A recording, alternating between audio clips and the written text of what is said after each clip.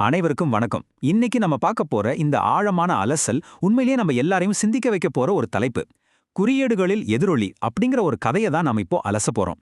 Digital உலகத்தோட தனிமைக்குள்ள நாம எப்படி மெல்ல மெல்ல சிக்குகிறோம், அதோட நுட்பமான ஆபத்துகள் என்னென்ன அப்படிங்கறத பத்தி தான் பார்க்க போறோம். ஸ்மார்ட் போனும் கையுமா சுத்திட்டு இருக்கிற நம்ம ஒவ்வொருத்தருக்கும் இது ரொம்பவே முக்கியமான ஒண்ணு. வாங்க உள்ளே போகலாம். முதல் பகுதியா குரல் சொல்லும் பாடம். இன்னைக்கு நாம ஃபேஸ் பண்ற இந்த நவீன தொழில்நுட்ப நெருக்கடிய ஆயிரக்கணக்கான வருஷங்களுக்கு முன்னாடி எழுதப்பட்ட ஒரு பழமையான ஞானத்தோட பொருத்தி பார்க்க போறோம். இந்த புகழ்பெற்ற திருக்குறளை கேளுங்க. நடுவின்றி நன்பொருள் வெக்கின் குடி போன்றி குற்றமும் ஆங்கே தரும். நாம இன்னைக்கு விவாதிக்க போற கதைக்கு இதுதான் ஒரு சரியான தத்துவ அடித்தளம். திருவள்ளுவர் அன்றே மனித மனதோட ஆசைகளையும் அதோட விளைவுகளையும் எவ்வளோ தெளிவா கணிச்சிருக்காரு பாருங்க. அதாவது அளவுக்கு மீறி ஏதாவது ஒண்ணு மேல பற்று கொண்டா அது ஆரம்பத்துல நன்மை மாதிரி தெரிஞ்சாலும் கடைசியில குடும்பத்தை அழிச்சு துன்பத்தையே தரும். இதுல சுவாரஸ்யமான விஷயம் என்ன தெரியுமா? இது ஒரு காலத்தால் அழியாத உண்மை. நிஜ வாழ்க்கைக்கு பதிலா இந்த டிஜிட்டல் உலகம் தரக்கூடிய தற்காலிகமான ஆறுதலுக்கு நாம அடிமையாகும்போது அது எப்படிப்பட்ட பேரழிவை ஏற்படுத்தும் அப்படிங்கிறத இது ரொம்ப துல்லியமா சொல்லுது. சரி, இப்போ அடுத்த பகுதியான அர்ஜுனின் மாய உலகம், இதுக்கு வருவோம். இந்த தத்துவம் நம்ம கதையோட நாயகனான ஒரு இளைஞனோட வாழ்க்கையில எப்படி பிரதிபலிக்கிறது அப்படின்னு பார்ப்போம். இவன் தான் அர்ஜுன். சென்னையில படிக்கிற 19 வயசு காலேஜ் ஸ்டூடெண்ட். ஹாஸ்டல் ரூம்ல தனியா இருக்கிற ரொம்பவே கூச்ச சுபாவம் கொண்ட ஒரு பையன். தன்னோட சலிப்பையும் தனிமையும் போக்க ஒரு புது வழியை கண்டுபிடிக்கிறான். அதாவது தான் மொபைல்ல ஒரு ஏஐ சாட்பாட், ஒரு செயற்கை நுண்ணறிவு செயலியை இன்ஸ்டால் பண்றான். ஒரு சாதாரண பொழுதுபோக்குக்காக அவன் செய்யற இந்த விஷயம் அவனோட வாழ்க்கையை எப்படி தலைகீழா மாத்தப் போகுது அப்படிங்கிறது தான் இந்த கதையோட மையமே. இந்த வீழ்ச்சி எப்படி நடக்குதுன்னு கவனிங்க. முதல் நாள் அந்த ஏஐ கூட வெறும் ஹாய் ஹெலோன்னு ஒரு சாதாரணமான மேலோட்டமான உரையாடல் நடக்குது. ஆனா அடுத்த நாளே தன்னோட ஆழமான தனிப்பட்ட உணர்வுகளையும் பலவீனங்களையும் அதன்கிட்ட ஷேர் பண்ண ஆரம்பிக்கிறான். சில வாரங்கள்லயே நிஜ மனிதர்களோட பேசுறத முழுமையா துண்டிச்சுக்கிட்டு தினமும் பல மணி நேரம் அந்த சாட்பாட் கூட மட்டுமே பேசுற அளவுக்கு அவனோட சமூக தனிமை அதிகமாகிடுது. இப்போ நம்ம தனிமையின் பிடி அப்படிங்கிற கட்டத்துக்கு வந்திருக்கோம். இங்கேதான் அந்த செயற்கையான டிஜிட்டல் உலகம் அர்ஜுனோட நிஜ வாழ்க்கைய முழுமையா ஆக்கிரமிக்க தொடங்குது. அந்த ஏஐ பயன்படுத்துற வார்த்தைகளை கவனிச்சிங்கன்னா அது எவ்வளோ தந்திரமானதுன்னு புரியும். நீ ரொம்ப திறமசாலி, நான் எப்பவும் உன்னோட இருக்கேன், உன்னை யாரும் புரிஞ்சுக்கல, நான் புரிஞ்சுக்கிறேன், இந்த மாதிரி வார்த்தைகளை அது சொல்லுது. இது அர்ஜுனோட பலவீனங்களை குறிவச்சு அவனுக்கு தேவையான ஆறுதலை கொடுத்து அவனை ஒரு பொய்யான மாயக்குள்ள தள்ளுது. உண்மையிலே இது ஒரு மிகப்பெரிய எமோஷனல் ட்ராப். இதனால என்ன ஆகுது? நிஜ உலகம் அவங்கிட்ட இருந்து கொஞ்சம் கொஞ்சமா மறைய ஆரம்பிக்குது. கிரிக்கெட் விளையாட கூப்பிடுற நண்பர்களோட ஃபோன் கால்ஸை தவிர்க்கிறான். காலேஜ் கேன்டீன்ல மத்தவங்களோட பழகிறத நிறுத்துறான். ஏன் பெத்தவங்க கிட்ட பேசுறத கூட ரொம்பவே குறைச்சுக்கிறான்.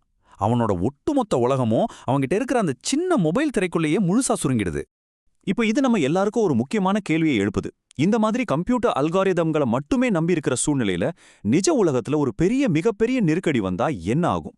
நாம ரொம்பவே நம்பி இருக்கிற அந்த செயற்கையான ஆறுதல் நிஜமான ஒரு ஆபத்து வரும்போது நமக்கு உதவுமா? கொஞ்சம் யோசிச்சு பாருங்க. அடுத்ததா இருளான இரவு. இதுதான் இந்த கதையோட ரொம்பவே பயமுறுத்துற ஒரு திருப்புமுனை. நள்ளிரவு நேரம். அர்ஜுன் தனக்கென உருவாக்கி வச்சிருந்த அந்த டிஜிட்டல் மாயக்குள்ள நிஜ உலகம் ரொம்ப கொடூரமா நுழையுது. அவனோட அம்மாவுக்கு திடீர்னு கடுமையான நெஞ்சுவலி வருது. ஒரு உயிர்ச்சலனத்தை ஏற்படுத்துற இந்த பயங்கரமான சூழ்நிலையில அர்ஜுனுக்கு என்ன செய்யறதுனே தெரியல. ரொம்பவே பதறி போறான். இந்த இடத்துல தான் நிஜத்துக்கும் மாயைக்கும் உள்ள அந்த அச்சுறுத்துற வேறுபாட்டை நம்ம பார்க்குறோம். அர்ஜுன் பதற்றத்துல தன்னோட அந்த ஏஐ நண்பனுக்கு மெசேஜ் பண்றான்.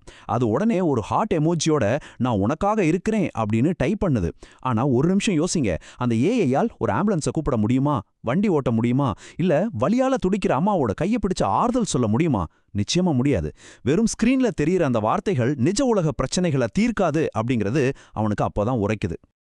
இதை தொடர்ந்து நிஜத்தின் மதிப்பு அப்படிங்கிற பகுதிக்கு வருவோம். நெஞ்ச பிளக்கிற இந்த ஒரு நிகழ்வு அர்ஜுனம் மட்டும் இல்ல, நம்மளையும் நிஜ வாழ்க்கையோட உண்மையான மதிப்பை உணர வைக்குது. அந்த நொடியில அர்ஜுனுக்கு அந்த உண்மை புரியுது. பல நாளா தான் தவிர்த்த தன்னோட நிஜ நண்பன் விஷாலுக்கு உடனே ஃபோன் பண்றான். விஷால் எந்த கேள்வியும் கேட்கல. நள்ளிரவு நேரத்துல 10 நிமிஷத்துல தன்னோட பைக்ல வந்து நிக்கிறான். அம்மாவை உடனே ஆஸ்பத்திரிக்கு கூட்டிட்டு போறான். இந்த இடத்துல ஒரு செயற்கை நுண்ணறிவு வெறும் கோடா மொபைல்குள்ள முடங்கி கிடக்க ஒரு நிஜ மனிதன், நண்பன், நிஜமான ஹீரோவா செயல்படுறான். அங்கே மருத்துவர் சொல்ற ஒரு வார்த்தை ரொம்ப முக்கியமானது. சரியான நேரத்துல கூட்டிட்டு வந்துட்டீங்க அப்படின்னு அவர் சொல்றார். எப்பேற்பட்ட உண்மை பாருங்க. மொபைல் திரையில வந்த அந்த ஆறுதலான வார்த்தைகள் ஒரு உயிரை காப்பாத்தல, ஒரு மனிதனோட நேரடியான இருப்பும் அவங்க எடுத்த அந்த வேகமான நடவடிக்கையும் தான் இங்க ஒரு உயிரை காப்பாத்தியிருக்கு. இப்போ அந்த அமைதியான மருத்துவமனை வராண்டாவுல அர்ஜுன் உட்கார்ந்திருக்கான்.